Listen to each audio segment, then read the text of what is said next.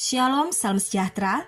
Departemen Bakti Wanita Advent Uni Indonesia Kawasan Barat mempersembahkan Renungan Harian Wanita Kristen 2023 disusun oleh Ibu Ria Sinuraya.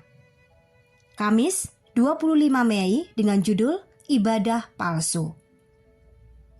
Firman Tuhan di dalam Amsal 14 ayat 12, ada jalan yang disangka orang lurus, tetapi ujungnya menuju maut. Ada seorang bapak bermarga Tarigan yang dahulunya adalah seorang yang beribadah dengan tata cara manusia bersama istrinya yang terkasih bermarga Karo-Karo. Namun tahun 2014, pada saat adanya KKR Gereja Masehi Advent Hari ke-7 di Lau Macem yang didahului dengan adanya KPA setiap minggu di rumah Bapak Ginting, maka Bapak ini bersedia dibaptis dan menerima Yesus sebagai Tuhan Juru Selamat pribadinya, namun sang istri tidak ikut dibaptiskan.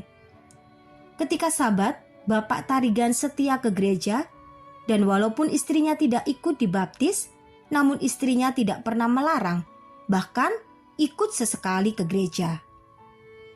Dengan doa yang tulus dan kerajinan ke gereja, maka pada Sabat 12 November 2022, istrinya bersedia dibaptis, dan adalah sukacita yang mengharukan ketika tetesan air mata ada di pelupuk mata bapak ini ketika melihat istrinya dibaptis.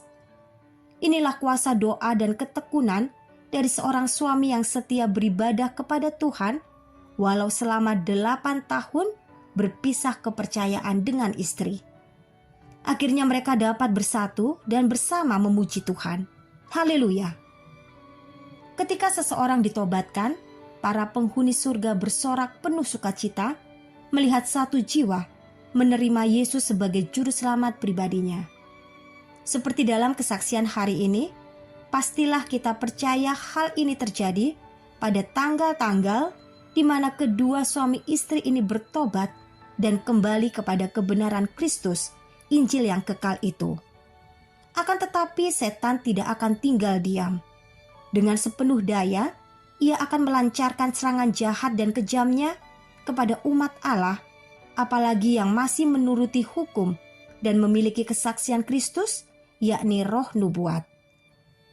Ia akan meramu Injil Kristus dengan Injil palsu, dengan memasukkan unsur budaya kafir dalam tata cara ibadah, atau dengan membuat manusia merasa nyaman dengan gaya hidup yang memprioritaskan kesenangan diri sendiri.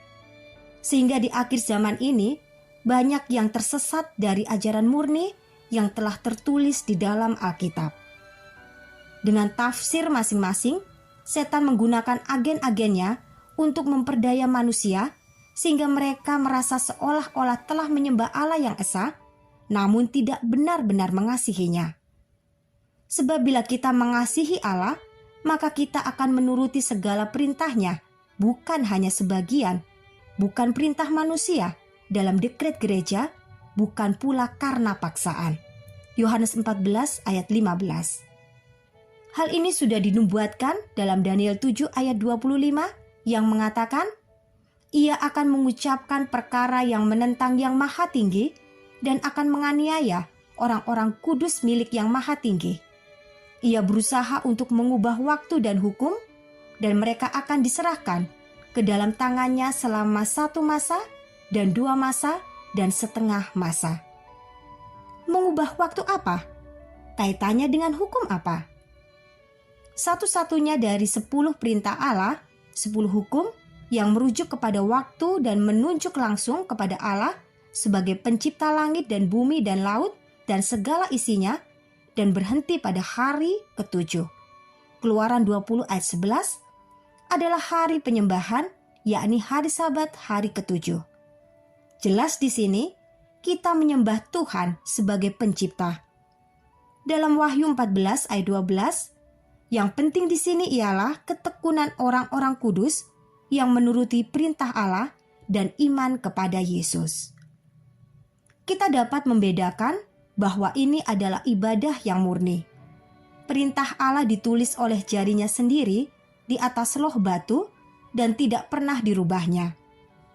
Karena aku berkata kepadamu, sesungguhnya selama belum lenyap langit dan bumi ini, satu iota atau satu titik pun tidak akan ditiadakan dari hukum Taurat sebelum semuanya terjadi.